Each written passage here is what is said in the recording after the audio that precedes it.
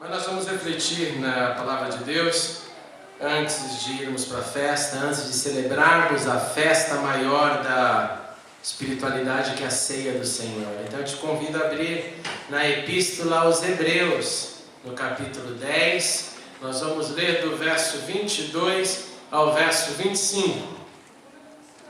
Epístola aos Hebreus 10, 22 ao verso 25. Deixe sua Bíblia aberta, que nós vamos tentar hoje aprender bastante com esse texto que é impressionante, a beleza dele. Hebreus 10, 22 diz assim: sendo assim, aproximemo-nos de Deus com um coração sincero e com plena convicção de fé, tendo os corações aspergidos para nos purificar de uma consciência culpada e tendo os nossos corpos lavados com água pura.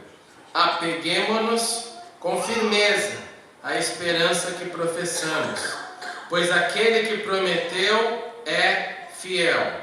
E consideremos uns aos outros para nos incentivarmos ao amor e às boas obras. Não deixemos de reunir-nos como igreja, segundo o costume de alguns, mas procuremos encorajar-nos uns aos outros, ainda mais quando vocês veem que se aproxima o dia. Vamos orar mais uma vez. Pai, muito obrigado por esse clima gostoso, pela liberdade que temos para louvar o Teu nome, para Te engrandecer.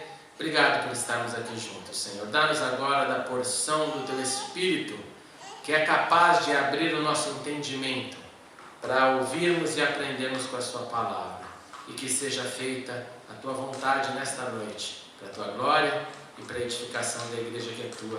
Em nome de Jesus, amém e amém. Irmãos, Hebreus é uma carta com autor desconhecido. Eu gosto muito de saber quem foi que escreveu aquilo que lemos, mas em Hebreus não há condições disso. Para você ter uma ideia, Martinho Lutero, foi o primeiro pensador ali da Reforma que tentou dar um nome para o escritor de Hebreus. E para Lutero, Hebreus foi escrito por Apolo, aquele Apolo da Bíblia, que era um homem de palavras, homem forte, que sabia usar bem as palavras, mas não existe provas. Se você quiser descer um pouco mais na história, por volta do ano 200, existe uma documentação da história da igreja que sugere que Barnabé escreveu uma carta aos Hebreus, de modo que parte da igreja primitiva acreditava que Barnabé foi o escritor da Epístola de Hebreus. Eu confesso para vocês que eu ficarei muito feliz se quando encontrar com Barnabé descobrir que foi ele o escritor de Hebreus. Porque como a gente sabe, depois que se separou Barnabé de Paulo, nós não ouvimos mais a respeito de Barnabé. Mas sabemos que Barnabé pegou João Marcos, e que o resultado da caminhada com João Marcos foi o evangelho futuramente de Marcos. O primeiro evangelho, nós temos estudado isso aqui na igreja. Então eu ficaria muito feliz de descobrir que Barnabé sim é o escritor. Entretanto, como diz também alguns outros documentos da história da igreja, que tudo que nós temos certeza é de que Deus está por trás da carta. Em outras palavras, não sabemos quem pegou a pena, mas que Deus está por trás dessa carta. Essa carta, então, falava, como o próprio nome dizia e diz, aos hebreus. Quem eram esses hebreus? Eram parte do povo judeu que tinham aceitado a obra de Jesus.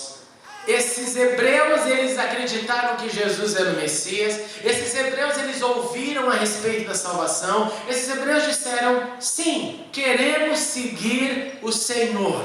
O que foi um grande milagre naquela época e que a gente nunca pode se esquecer, que a igreja cristã nasceu primeiramente de judeus convertidos. Eu vou repetir porque você precisa memorizar isso. A igreja cristã nasceu de judeus que se converteram primeiramente, e depois esse evangelho se expandiu para outros povos, outras nações. Agora, se você cresceu numa tradição e recebe uma outra por fé, Se você cresceu num determinado modo e recebe uma nova conduta, é normal você, sem querer, querendo talvez, voltar a um princípio que você praticou no passado. Porque era a sua vida. Você praticava aquilo comum, de maneira todo o tempo. Então, o natural ou o piloto automático deveria ser o que? Você voltar naquilo que você fazia. Qual que é o drama quando a gente separa, quando a gente rompe com uma vida irresponsável? Qual que é o grande ponto? É a nossa tendência a voltar para a irresponsabilidade de maneira automática. Porque se irresponsabilidade era a prática de um ser humano no passado, depois de Cristo, depois do início, ali logo na caminhada, quando tudo começa, é normal, sem querer, voltar para isso. Voltar para essas práticas. Esse é o caminho, infelizmente, do comportamento humano. De modo que o escritor de Hebreus está simplesmente dizendo para eles: olha, não volta pelo caminho que vocês saíram. Não volte para aquilo que vocês descobriram que não é o que eu tenho para vocês. O que eu tenho para vocês é uma luz revelada em Jesus, é a graça, é o favor imerecido, é o dom de Deus manifesto na terra. Então vocês não precisam mais seguir os 613 mandamentos da lei. Vocês não precisam ficar achando que, se forem esses caras realmente bonzinhos, que seguem a lei, que cumprem a lei, vocês estão salvos, porque esse não é o caminho da salvação depois que Jesus se manifesta. O escritor de Hebreus está tentando dizer: olha, Cristo é o bastante. Cristo é superior a tudo. E quem o conheceu, conheceu tudo o que precisava conhecer. Eu não sei quanto vocês se lembram quando lançou o filme The Passion. Quem estava aqui na Inglaterra com a gente? Quem foi no cinema com a gente? Só o Roy?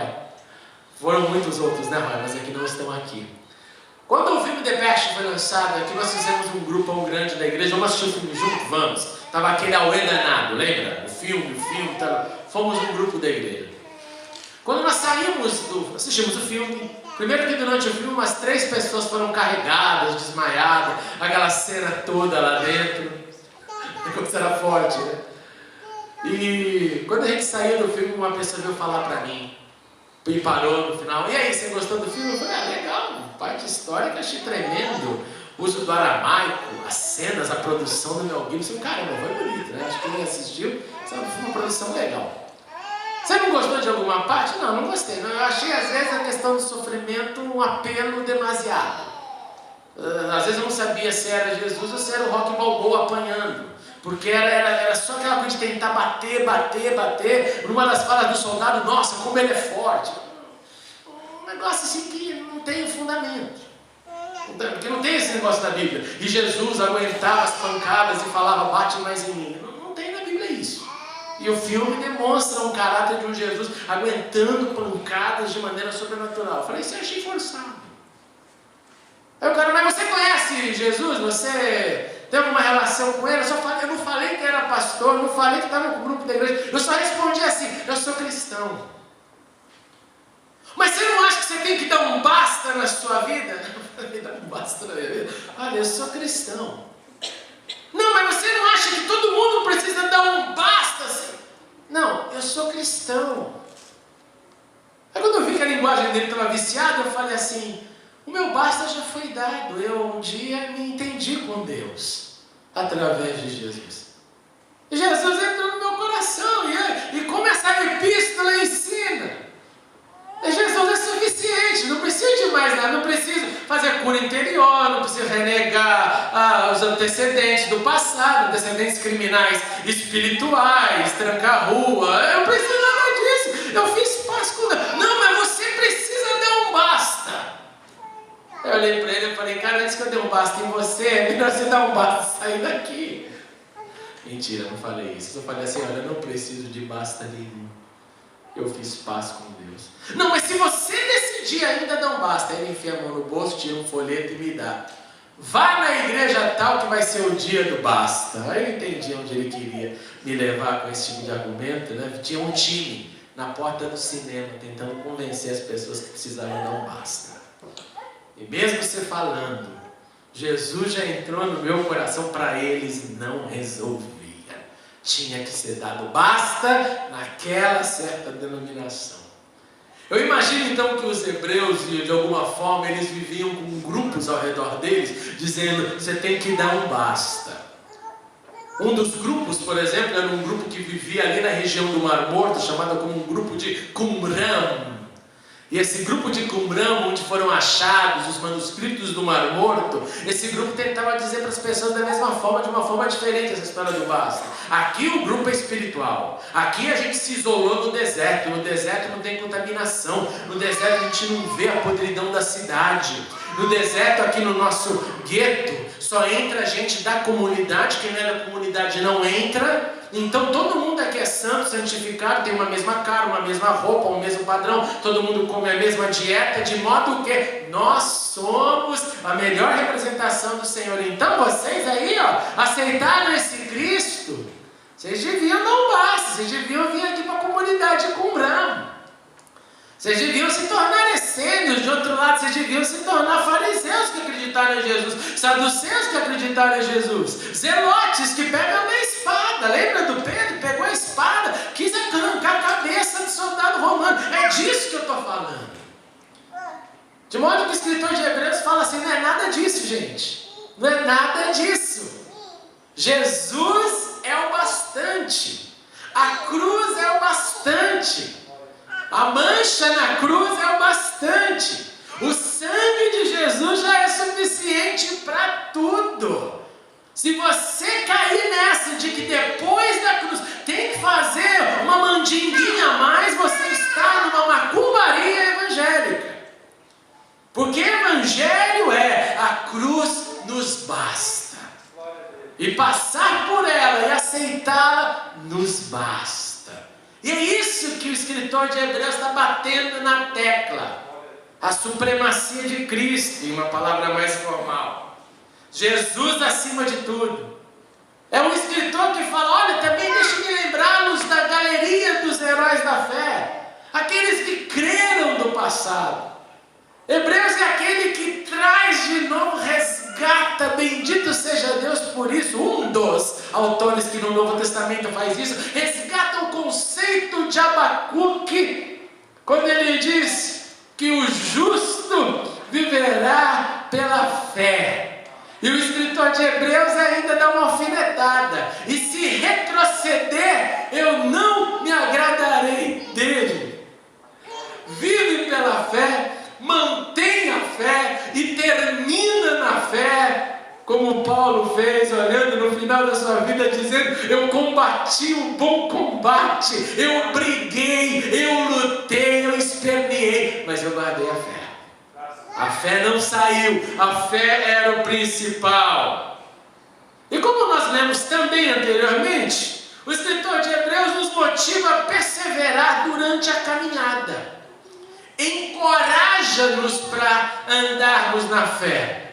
Por isso que na tese de que Barnabé talvez seja o autor, a palavra encorajadora aqui é uma associação talvez ao possível escritor de Hebreus, mas como disse, ninguém sabe.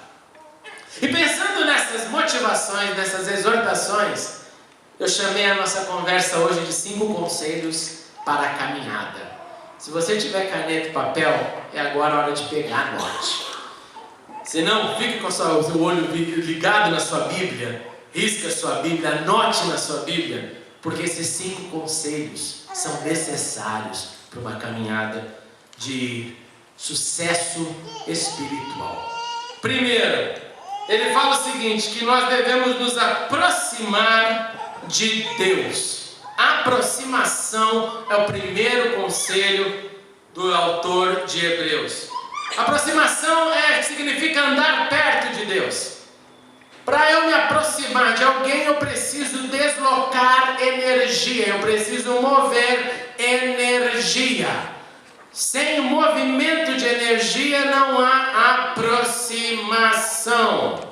Me faz uma gentileza, sai do seu lugar e vai para algum outro lugar aqui na igreja. Vai, faz isso. De preferência mais para frente, para não ficar tão longe. Vai, se move, vamos deslocar energia?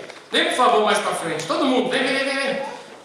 Isso aí se exercita aquilo que eu estou falando, que aproximação é movimentação de energia. Muito obrigado. Teria como você se aproximar um pouco mais de mim sem deslocamento de energia? Alguém conseguiria aqui levitar e vir voando? Não. Para eu me aproximar de alguém, de algo, eu preciso de deslocamento de energia. A energia de dentro de mim me faz andar e ir até algum lugar.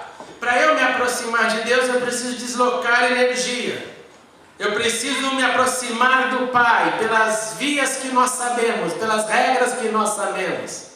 O autor de Hebreus só fala o seguinte: olha, aproximemo-nos de Deus sim, mas lembre-se, para nos aproximarmos de Deus, nós precisamos de um coração sincero, porque com Deus não tem jeitinho. Se não for com o coração escancarado, tentando, sabe como você tenta convencer alguém de alguma coisa? Com Deus não tem esse negócio de tentar convencê-lo de alguma coisa, porque Deus sabe de tudo. Eu não sei como você pensa naquele verso que nos diz que antes da palavra chegar às nossas bocas, Deus já sabia. Negócio complicado. Que na verdade então você fala para você, né? Porque Deus já sabe. Então, nesse movimento meu de me aproximar a Ele, o escritor diga: aproxime-se dele, mas com sinceridade no coração, sabendo pela convicção da fé que nós somos lavados, que nós somos redimidos, e porque fomos lavados é que nós podemos nos aproximar dele. Segundo conselho que o escritor de Hebreus nos diz é o seguinte: ele fala sobre apego. Já viu essa expressão? Poxa, estou muito apegado a ele, estou muito apegado a ela. Tem gente que se apega a um cachorro, a um gato, a gente. Você tem apego à casa. Estão pegando essa casa, você imaginasse ainda essa casa. Apego ao país. Apego da avó para o neto, neto para a avó, do tio, do sobrinho, do filho. Apego. O escritor de Hebreus fala o seguinte: que nós devemos apegar com firmeza. E esse com firmeza aqui no original significa muito mais que firme de força, mas significa sem hesitação. Você não hesita um só momento. Apegue-se com firmeza na esperança que professamos. E aí é o seguinte, né? Qual que é a esperança que professamos? Responda para a pessoa que está do teu lado. Qual que é a esperança que você professa? Vai lá, tenta. Tenta rapidinho, vamos lá. Qual que é a esperança que você professa?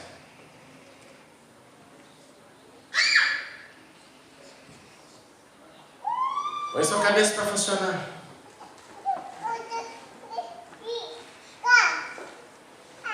Volta para mim. A esperança que a gente professa é o resultado da aceitação do sacrifício de Jesus, da vitória de Jesus na cruz, da sua ressurreição, do caminho que Ele deixou para a gente seguir e da promessa de que Ele volta para nos buscar, ou que se nós partirmos, nós iremos encontrar com Ele. Essa é a esperança que nós professamos. E essa esperança, ela dá um norte para as nossas vidas. Essa esperança, ela dá um rumo para a gente. De modo que eu só posso me apegar sem hesitação na esperança que eu professo se eu conheço a profissão. Se eu não conheço a profissão e não vivo a profissão, eu não tenho com quem me segurar. E se eu não entro cada vez mais a fundo na minha profissão de fé, eu tenho cada vez menos esperança. E se eu entro mais fundo na minha profissão de fé e vivo a minha profissão de fé e aprendo sobre a minha profissão de fé, maior é a minha esperança. De modo que para eu me apegar à esperança que eu professo, eu primeiramente conhecer a minha profissão, me aprofundar na minha profissão de fé e depois manter essa esperança crescendo, porque a esperança nutre a nossa alma. O terceiro conselho que o escritor de Hebreus nos dá é consideração. Eu confesso que eu aprendi muito sobre essa palavra foi com a Cecília, porque a Cecília usava muito essa palavra quando eu conheci. Fulano não tem consideração, ciclano não tem consideração, querendo dizer, fulano não se preocupa, não está nem aí para aquela outra pessoa. Ciclano não está nem aí, tem consideração alguma, ele vive a vida dele, passa por cima de todo mundo e não tem o mínimo de respeito para com o seu próximo. Consideração nos fala então a respeito de deixar ou colocar o outro à frente, acima, ou no mínimo no mesmo nível, onde eu penso que eu não posso passar por cima de ninguém, eu tenho que ter consideração. Às vezes, perto do semáforo, você diz, tenha consideração pelos pedestres, tenha consideração pelos idosos, dê o seu lugar, frase de trem às vezes. Considere os idosos, dê o seu lugar. Considere os que têm algum problema físico, dê o seu lugar. O escritor de Hebreus fala que nós devemos considerar ao próximo, e isso significa, ao meu ver, que eu devo pensar em como eu conseguirei, ou como eu posso incentivar o meu próximo em 2 itens que o escritor dá, que é amor e boas obras. A consideração aqui não é simplesmente um ato de respeito. O escritor de Hebreus está dizendo o seguinte, que eu preciso de alguma forma mostrar a minha consideração pelo meu próximo, repartindo como eu amo e como eu executo boas obras. Repito, como eu amo e como eu executo boas obras. E que nesse processo, aqueles que andam comigo recebem essa minha consideração, esse meu desejo de abrir a minha experiência e repartir a minha experiência. Quarto, só um detalhe antes disso, né, gente? Cristianismo é tudo. Todo cristianismo é baseado em consideração por Deus, de uma forma do amor e ao próximo. O cristianismo é plural, é movimento de grupo, de um rebanho, de uma comunidade que anda juntos, unidos, que gera uma energia santa, desenvolvendo uns aos outros, através do quê? De isolamento? Não, através de relacionamentos. Por isso que o terceiro conselho do escritor de Hebreus é: sem esses relacionamentos de considerações que geram amor e que geram boas obras e que geram templates, que geram padrões para um ensinar e compartilhar com o outro, não há perseverança na caminhada. O quarto conselho que ele diz é o ser igreja. A necessidade e não opcional. Eu acho que o escritor de Hebreus hoje um dia ficaria horrorizado se ele abrisse a internet e visse a infinidade de gente descendo a lenha na igreja de Cristo e grupos crescendo, quase como afiliando gente que estou chocado com a igreja, machucado e rebelei contra a igreja. Eu não acredito mais na igreja. Um bando. E eu não tenho dúvida que muitas tristezas foram feitas e serão feitas nas chamadas igrejas. Muitas. Isso nunca vai acabar. Tolice quem achar. Agora, colocar então, porque acontece algumas catástrofes, dizer que todo mundo faz parte do mesmo bando, é como falar que todo ser humano da terra é bandido, porque existe bandido na terra. É falar que todo mundo não tem integridade, porque existe gente que não tem caráter na terra. É falar que todo mundo mente, porque tem os mentirosos na terra. Falar que todo mundo não considera ninguém está nem aí por ninguém, porque tem quem não considera ninguém. Isso não é verdade. Tem A e tem B. Então, quando o escritor de Hebreus está dizendo, olha, o conselho para perseverança é continuem como igreja. Continuem como comunidade. Continuem se juntando. Continuem andando e aprendendo juntos, porque essa é a nossa reunião, é o nosso culto, é a nossa vida, é a nossa missão. Continuem repartindo a vida. Ser igreja. Eu acho lindo, porque de maneira bem clara ele fala, né? Não deixemos-nos de reunir, nos versos 25, como igreja, segundo o costume de alguns. Já no início da igreja primitiva, eu vejo gente que falou assim, não, eu não preciso nada disso. Eu tenho meu próprio caminho. O escritor de Hebreus fala negativo, opção errada. É na comunidade, porque cristianismo é plural, é bando andando junto, é bando crescendo juntos. O quinto conselho que ele dá é o encorajamento. É a percepção das fraquezas, das necessidades, dos acertos, das vitórias uns dos outros. E aí nessa percepção, ora a gente celebra, ora a gente dá um puxão de orelha, ora a gente reparte coragem, ora a gente reparte convicções. Encorajamento é a noção que um tem do outro, do estado do outro. E tendo a noção do estado do outro, eu sirvo como um agente motivador. Então eu posso te encorajar a sair de uma determinada fraqueza e mudar a sua história. E eu posso te encorajar a continuar fazendo aquela vontade que você tem demonstrado em sua vida. Eu encorajo o positivo e encorajo o negativo a sair do negativo e se tornar positivo. Isso é encorajamento. Esses são 5 conselhos que o escritor de Hebreus dá. E eu gostaria agora de expandir um pouquinho mais eles em dicas práticas de como então a gente pode fazer isso ainda mais eficaz. Qual foi o primeiro conselho mesmo? Opa, maravilha. Aproximação. E a resposta para essa pergunta é: como que você se aproxima mais de alguém?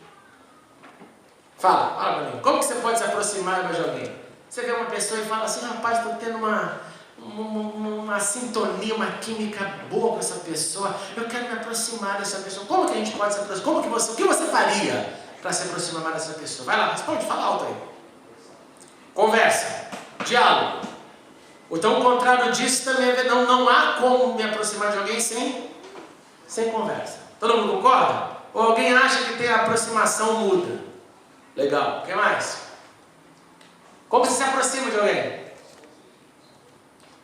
Passando tempo, investindo em tempo, gastando tempo só nos momentos bons? Não. Em todos os momentos. Por quê? Por quê? Porque aí, se a aproximação for só naquilo que é bom, você vai estar fazendo igual os amigos do filho pródigo fez. Quando o cara está com dinheiro, vai do lado dele, gasta toda a fortuna dele. E quando acabar a grana, fala: tchau, meu, cada um por si, agora deixa eu cuidar da minha vida. Não. Aproximação aqui é até debaixo de chuva. Qual que é o maior exemplo de aproximação que seres humanos têm na Terra? Qual? Qual que é o maior voto de aproximação que seres humanos têm na Terra? Opa, casamento. Você vai lá diante de Deus, das testemunhas de igreja, de livre e espontânea vontade, a não ser que o pai dela é um coronel do sertão que vem com uma arma e fala: você vai casar, cabra, senão eu te mato. Se não for por aí, você vai lá e fala. É na fartura, na necessidade, na saúde, na doença, na alegria, na tristeza, até que a morte nos separe. É o maior voto de aproximação. Nós vamos estar juntos o tempo inteiro. Então, se você quer se aproximar mais de Deus, se você quer pegar esse conselho do escritor de Hebreus para a caminhada cristã, decida em como você vai gastar mais tempo com Deus. Como você vai mais andar com Deus, compartilhar com Deus. Quinta-feira eu fui dar uma volta à noite e eu falei para a Camila: Camila, o papai vai dar uma volta. A Camila falou: mas já está tarde. Eu falei: mas sim, o papai vai dar uma volta. Pai, você vai fazer o que, papai? Você vai na lojinha? Eu falei: não vou na lojinha. Papai vai sair para andar e para orar. Ela falou: você vai sair para orar só, dá volta e volta para casa? Eu falei: sim, eu vou sair, vou dar uma volta para orar e vou voltar para casa. Aí ela parou: papai, você vai sozinho? Eu falei: vou, filha, eu vou sair para orar e vou voltar. Mas papai, você não vai morrer. Eu falei: por que você está perguntando isso? Porque Jesus um dia foi sair para andar sozinho e aí ele foi preso e ele depois foi morrer. Eu falei: não, filhinha. Papai, hoje não vai acontecer isso com o papai. Eu vou sair para dar uma volta e voltarei. Fora essa parte que foi muito engraçada, a conexão da cabeça dela, né? Os atos finais de Jesus. Mas uma coisa que eu tenho feito, irmãos, na minha vida, é literalmente eu vou sair para dar uma volta com Deus. E vou lá, eu vou contemplar com Deus o lugar, e vou falar: que bonito, Senhor, essa flor, essa rosa, essa rua, essa luz, essa arquitetura, essa geografia. Ô Senhor, que drama danado que eu estou vivendo, vem comigo porque eu preciso falar. Então, o Senhor está sabendo, está rolando isso, aquilo outro, o negócio está estranho. Senhor, me ajude a sair para falar com Deus. E é tão gostoso que todas as vezes que eu faço isso, Eu faço isso com muita frequência. Chega um momento que as palavras cessam, o silêncio toma o seu lugar, e é como se não precisasse falar mais nada. Tudo foi dito, tudo foi compartilhado. Às vezes essa era só uma contemplação da lua que estava bonita. Mas caramba, Deus, que lua que o Senhor fez, hein? Nossa, chocante. Ou, Senhor, não dá para esquentar a chaleira celestial, está um frio danado. Qualquer coisa. Aproximação tem a ver com essa intimidade. Gente, sempre toma cuidado, você desenvolve uma vida de oração que é um porre, que é um negócio horrível. Você sabe por que tem gente que não consegue passar meia hora de joelhos na presença de Deus? Porque oração para essa pessoa é só uma lista de pedidos. E por mais pedidos que você tenha, cronometra. Ajoelha lá e fala, deixa eu só pedir. Em 5 minutos você já está mesmo, foi só 5. Nossa, falei, pedi até para os elefantes da África que estão sendo exterminados, só foi 5 minutos. Oração é falar, é conversar, é compartilhar, é repartir, é abrir coração, é falar, às vezes não tenho nada para falar, Senhor, eu estou quietinho aqui. E Ele vai entender o teu silêncio. Oração é o diluir aquilo que a gente sente em palavras, em expressões. Você quer se aproximar de Deus, se ande com Ele, vai dar a sua volta com Deus, vai abrir o coração, vai contemplar a vida, vai encarar os seus dramas, fala, Senhor, me ajude a dar um jeito nesse negócio, não está legal, eu preciso de mudança. Segundo, como eu me apegar mais a Deus? Aqui eu quero te encorajar a conhecer mais e mais. Conhecendo mais e mais a sua profissão de fé. Não se satisfaça com um pouco. Não se satisfaça com o que você já recebeu.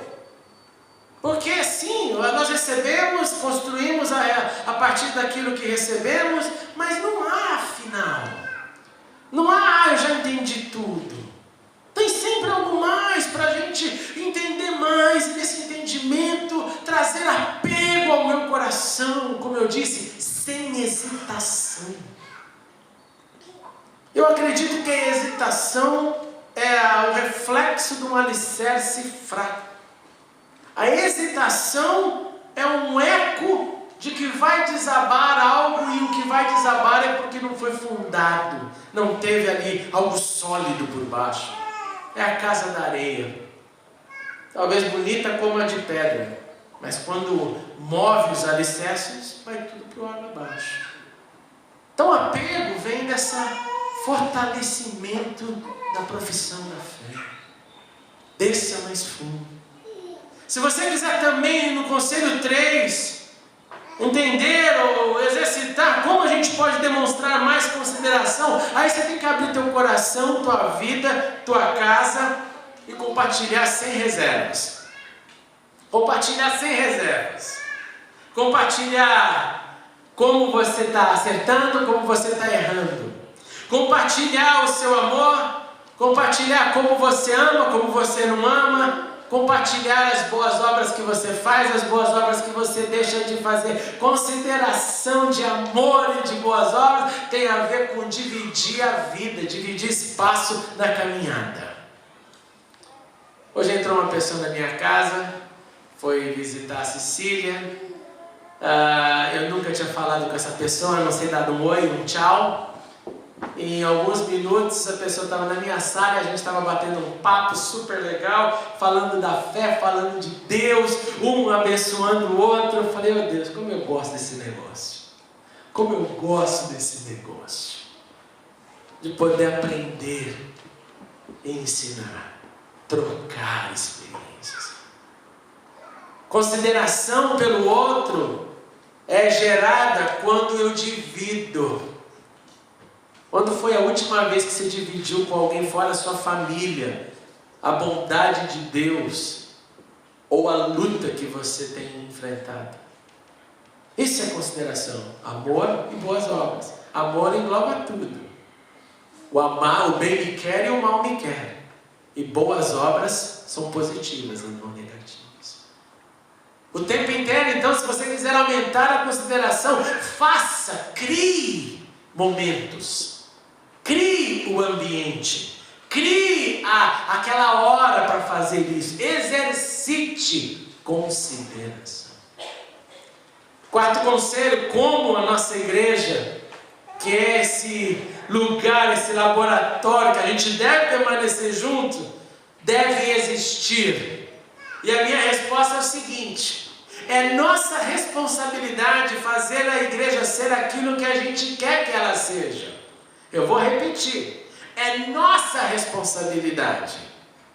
O maior chupim que existe na terra, o maior sanguessuga que existe na terra no comportamento humano, é aquele que critica e não faz nada. Eu tenho vontade de matar esses indivíduos. A sorte deles é que Jesus falou: não, deixa eles no meio aí também.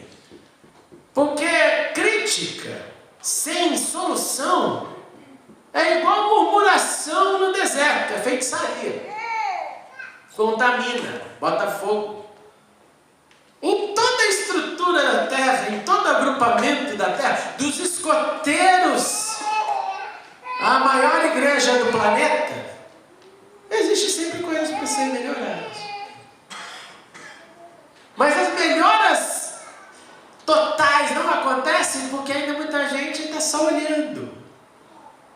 Ser igreja, se reunir como igreja, não significa só vou estar presente lá. Vou estar presente, vou meter a língua e vou voltar para casa. Você vai ficar presente assim, meu, pelo amor de Deus, não fique. O reunir como igreja, se nós queremos melhorar, olhe e fala qual a resposta que eu posso trazer. O que eu posso fazer? O que eu posso gerar? O que eu posso contribuir? O que eu posso criar? Que dom que eu tenho que pode ser legal aqui para a comunidade? Que incentivo eu posso dar?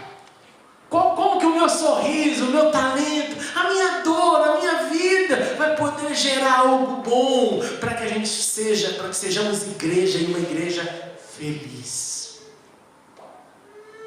E o quinto, eu gostaria de te dar essa pequena dica de como encorajar. E a resposta máxima eu gostaria que começasse pela preocupação uns com os outros. Quando você recebe o meu e-mail da semana, eu escrevo lá: ligue para os que você sentiu falta. Eu não sei quantos fazem isso. Eu sei que eu tenho te lembrado a fazer isso. E não é para você fazer sozinho, porque eu sempre faço. Mas é preocupação mútua, amor, carinho. Não é pegar no pé, esse fogo, não, isso é ridículo. É amor, é falar: caramba, eu sinto sua falta. Está tudo bem? Está legal? Aconteceu alguma coisa? Encorajar significa se preocupar. Encorajar significa notar quem está dentro e quem está fora. A minha oração e conselho nessa noite de ceia é que a gente olhe para os conselhos desse autor anônimo, que a gente possa se aproximar mais de Deus, que a gente possa se apegar mais na profissão da nossa fé, que a gente possa demonstrar consideração, que a gente continue crescendo como igreja, sendo igreja e trabalhando, e que a gente possa encorajar uns aos outros o tempo todo o tempo. Vamos ficar de pé e vamos orar. Senhor Deus, nesta noite de ceia, nós aqui estamos diante da Tua Palavra, que é verdade, e queremos pedir nessa hora, diante de tudo que nós escutamos, diante de tudo que o escritor de Hebreus compartilhou e nos ensinou, nós queremos pedir a Tua ajuda para que a gente possa se aproximar mais de Ti. Ajuda-nos, Deus, nesse processo de aproximação gostosa, como quando encontramos alguém que gostamos e queremos a presença dele ou dela. Ajuda-nos, Deus, da mesma forma, investirmos na aproximação a Deus. Ajude-nos a nos apegarmos, Senhor, e não termos nenhuma hesitação na profissão da nossa fé. Que a gente cada vez mais crie alicerces mais profundos. E que esses alicerces nos mantenham firmes, Senhor, apegados à palavra. Em nome de Jesus, ajuda-nos a mostrar consideração. Em nome de Jesus, ajuda-nos a dividir as nossas vidas, os nossos lares, as nossas mesas, os nossos jantares, almoços, os nossos cafés. Ajude-nos, Senhor, a dividirmos aquilo que sentimos, aquilo que vivemos. Ajuda-nos a dividirmos, Deus, as nossas experiências, para que cresçamos no amor e nas boas obras, nos acertos e nos erros. Faz-nos uma comunidade que vai além, Senhor, simplesmente da conversa trivial, mas que a gente possa ter conversas profundas, que abençoem uns aos outros. Em nome de Jesus, eu também te suplico, Senhor, ajude-nos a termos essa alegria constante de sermos igreja. E não só alegria, mas que possamos todos nos voluntariarmos para construirmos e fazermos da igreja um lugar cada vez mais agradável. Porque sim, Senhor, o Senhor mandou o seu Filho para morrer pela igreja, para que essa igreja de gente, esses chamados, lavados e remidos pelo sangue do Cordeiro, possam viver a novidade de vida, aprendendo nesse grande laboratório. E também, Senhor, ajude-nos a encorajar-nos o tempo todo, Senhor, com a nossa vida, com o nosso amor, com a nossa experiência. Nessa noite de ceia eu te suplico, Senhor, faz tudo isso se tornar mais forte, mais profundo em nós, em nome de Jesus. Amém. Amém. Queria chamar o pastor Robson para me tocar, pode se sentar. Muito obrigado por assistir a mensagem. Clique agora em inscreva-se para se cadastrar no canal e ser avisado de todas as novidades. Se você quiser ajudar na divulgação, clique em gostei e adicione o vídeo nos favoritos. Não se esqueça também de conferir as mensagens anteriores. Obrigado e até a próxima.